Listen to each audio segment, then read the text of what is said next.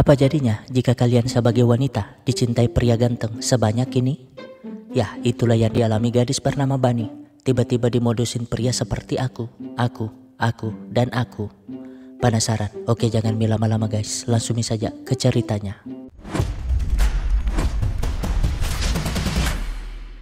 Nah, waktu masih bocil, saat teman-temannya suka baca buku dongeng, si Bani malah penasaran dengan buku Pangeran Tampan dari Kayangan.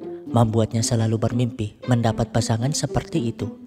Apalagi ketika SMA, guru seni lukisnya adalah pria seperti apa yang selalu dibayangkannya. Dan karena ketampanan itu selalu membuat jantungnya berdebar kencang, ia pun jadi sangat suka seni. Sampai-sampai sekarang ia menjadi mahasiswi tahun kedua di jurusan seni patung, di mana karyanya tuh selalu membuat teman-temannya takjub, yakin kalau pacar Bani yang datang juga seganteng patung itu. Namun sungguh pacar pertama yang jauh dari ekspektasi, membuat semuanya terheran-heran, termasuk dua sahabat Bani dipanggil Wati dan Ija. Tapi mengapa bisa Bani terpikat kepada Bongso yang nyentrik itu? Jadi sejak pertama masuk kuliah, si Bongso selalu memberi perhatian dan menyatakan cinta. Gak hanya sekali, tapi ratusan kali, sehingga Bani yang mulai terbiasa akhirnya luluh, merasa kalau kesetiaan tuh jauh lebih penting dari tampang. Makanya sekarang ia dengan bangganya ngenalin si Bongso kepada sahabatnya. Paginya Bani memulai harinya dengan sangat bahagia seperti cuaca yang cerah di hari itu. Tapi yang membuatnya jauh lebih bahagia adalah burik-burik begitu, Bongso tetaplah pacar setia yang menjadi alasan si Bani selalu tersenyum. Dimana kali ini tuh Bongso memberi kalung mutiara dengan sok romantis, memasang kalung itu di leher indah si Bani. Tapi momen indahnya rusak dong, membuat si Bongso marah. Tapi Bani menahannya sehingga pria misterius ini dapat pergi, meskipun diam-diam menatap si Bani. Setelahnya Bani pun ke kantin kampus tempat si Wati kerja paruh waktu, di mana Bani lagi-lagi menunjukkan kalung mutiara itu sebagai bentuk kesetiaan pacarnya, gak peduli dengan tampangnya yang standar. Secara kebetulan teman kuliah Wati yang cukup tampan mengembalikan buku kepada Wati, sehingga Bani pun menyapanya. Bani menunjukkan ke sahabatnya salah satu alasan mengapa ia pacaran dengan Bongso, karena yang ganteng tuh selalu cuek dan gak tertarik kepadanya.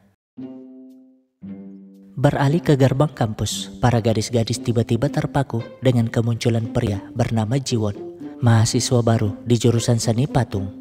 Bahkan dosennya aja terpesona dengan cepatnya mengurus semua dokumen Jiwon.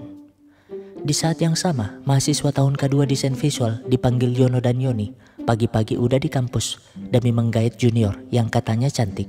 Tapi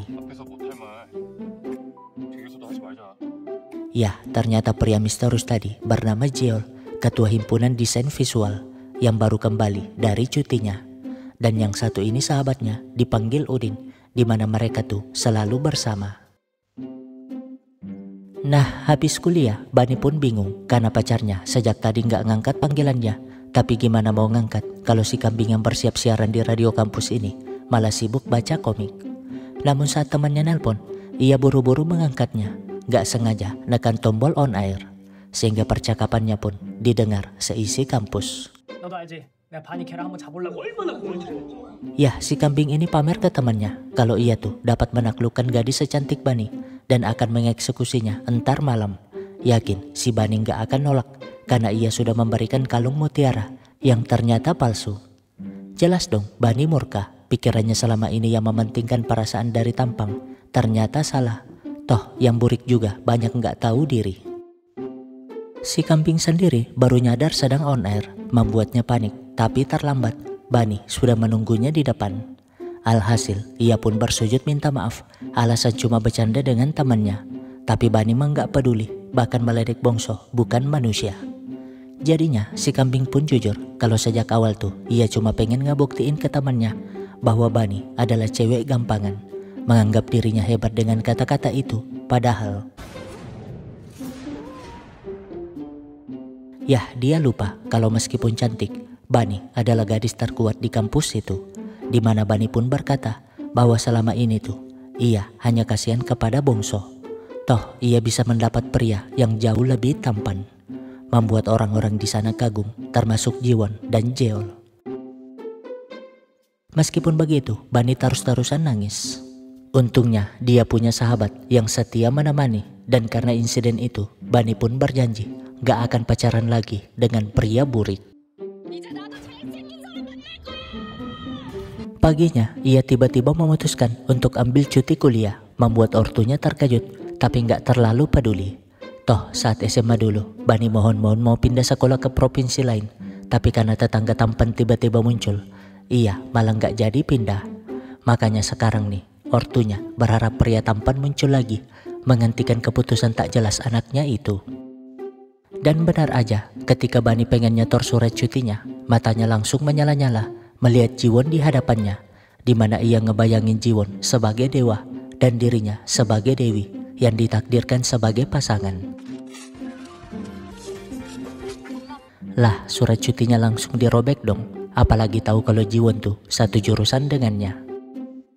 Alhasil, karena Jiwon mau ke perpustakaan, Bani pun mengantarnya sambil mengajaknya kenalan. Tapi belum semenit berpamitan kepada Jiwon, matanya lagi-lagi menyala melihat Jeol berjalan di dekatnya, ngebayangin lagi bersepeda bersamanya sebagai kekasih. Yah, setelah lepas dari kutukan si burik, Bani pun baru nyadar kalau ternyata banyak pria tampan di kampus itu. Jiwon sendiri takjub dengan patung terbaik yang ternyata karya si Bani. Begitupun Jeol yang juga ada di sana, meskipun kesal melihat Jiwon yang merasa mirip dengan patung itu. Jadinya ketika Jiwon membuka loker, Jeol malah langsung naruh barangnya dan persaingan di antara mereka pun dimulai. Singkatnya, Jeol fokus ngedit video yang harus disetor besok buat lomba, berharap menang karena selain hadiah uang, mereka juga akan diberikan studio gratis. Namun tiba-tiba dua fans memberi kue. Jeol sih menerimanya meskipun gak terlalu peduli, di mana ia memberikan itu kepada Yono Yoni yang lebih butuh perhatian wanita. Nah, setelah videonya selesai, mereka pun dapat santai, dan secara kebetulan nih, si Bani juga lewat di tangga itu. Tapi melihat Jeol hampir terjatuh, Bani buru-buru menolongnya. Padahal mah Jeol mampu mengontrol tubuhnya. Jadinya bukannya nolong, ia malah mendorongnya. Kan semuanya jadi terpaku. Video yang udah dirender berjam-jam itu hilang, tidak tersisa. Alhasil Bani pun minta maaf, menjelaskan maksudnya yang pengen menolong tadi. Dan untuk tablet itu, ia siap menggantinya. Tapi melihat harganya $2.000, ia jelas panik dong. Boro-boro ngeganti, beli tablet murah pun ia belum mampu. Meskipun begitu, ia siap nyicil sambil diam-diam pergi. Tapi kan Jeol gak mungkin melepasnya sebelum ngambil nomor ponselnya. Karena itu, Bani pusing sampai malam, padahal ada acara penyambutan mahasiswa baru. Tapi saat Jiwon muncul, masalah itu seketika terhempas. Saking senangnya ia melihat Jiwon. Niatnya sih mau PDKT, tapi saat temannya menjelaskan kalau Jiwon tuh adalah cucu dari konglomerat grup Chaon, ia jelas sangat terkejut. Bagaimana mungkin ia yang hanya rakyat jelata menjadi pasangan konglomerat yang gak mungkin digapai itu. Meskipun begitu, Bani tetap menganggap Jiwon sebagai teman.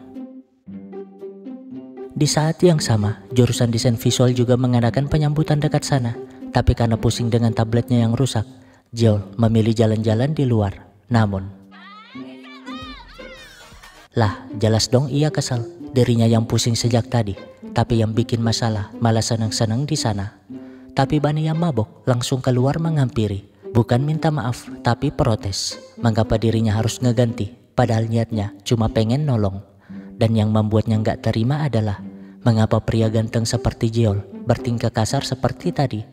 Dan masalah terbesarnya adalah,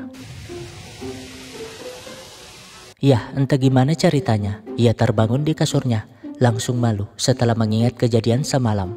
Sedangkan Jeol terpaksa begadang semalaman menyelesaikan ulang videonya itu. Saking kesalnya, ia bersumpah gak akan melepaskan si Bani. Alhasil, baru selangkah kakinya di kampus, Jeol muncul macam hantu. Kan Bani jadi takut, segera kabur dari sana, membuat mereka kejar-kejaran sampai di festival kampus, di mana Bani yang melihat Jiwon segera berlindung di belakangnya. Namun Jeol mah gak peduli, dan sialnya drone yang rusak malah terbang ke arah mereka. Semuanya sih berhasil menghindar, tapi Bunny yang jatuh malah menarik jaket si Yeol sehingga... Apakah permusuhan mereka akan jadi cinta? Lalu bagaimana dengan Jiwon?